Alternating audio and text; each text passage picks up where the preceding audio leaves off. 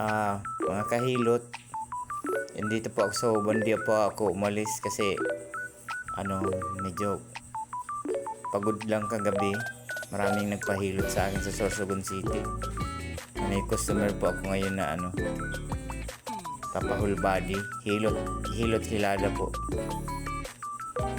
Kaya dito po ako. Buong katawan po ang hilot ko dito. Ito pa ang hilot na old traditional hilot. Buong katawan, likod, paa, hita paa, tsaka kamay, mukha. Kompleto po, isang set po siya. Pagkatapos po ng hilot sa iyo, magiginhawaan ka. Alam po ito ng mga customer ko. Yung mga bagong customer po, try nyo po itong hilot ko. Pasyal kayo dito sa Huban, sa Barangay Binanuahan, Huban, Sorsogon. Tapos may phone number naman po ako, tsaka messenger. Marami po ang nagpapahilot kahit masakit, pagkatapos masarap ang pakiramdam. Yan.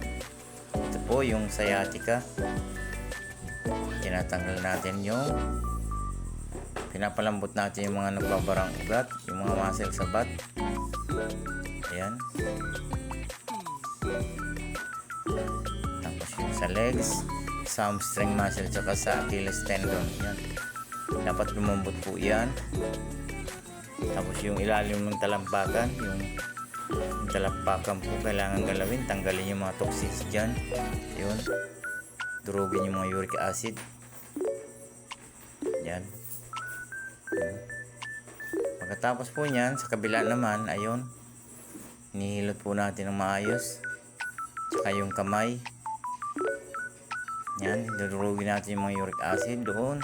Simula po doon sa may shoulder. Tapos hanggang sa may mga daliri ng kamay.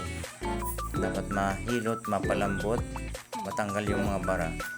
Masakit po siya pero maginhawa pagkatapos. Ayan. Sa paa naman, ayun. Hindi lang po kasi sa likod ng paa, kahit sa harap, ihilutin ko yan. Dinudurog ko yung mga uric acid doon sa tuhod.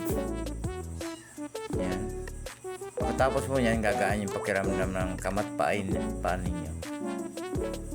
Ito naman po uli sa kabilang kamay. Yan. Yan. Hagod lang po pababa. Tapos sa kamay, durugin uli yung mga uric acid. Tanggalin yung mga toxins dyan. Yan sa may braso. Simula doon sa may joints na yon. Hanggang doon naman uli sa paa. Yan. Sige lang hagod. Dapat po lumambot yung mga muscle niya. Tanggalin yung mga baradong ugat. Bara sa ugat. Yan. Maginhawa na po yan. Mag-ano po siya.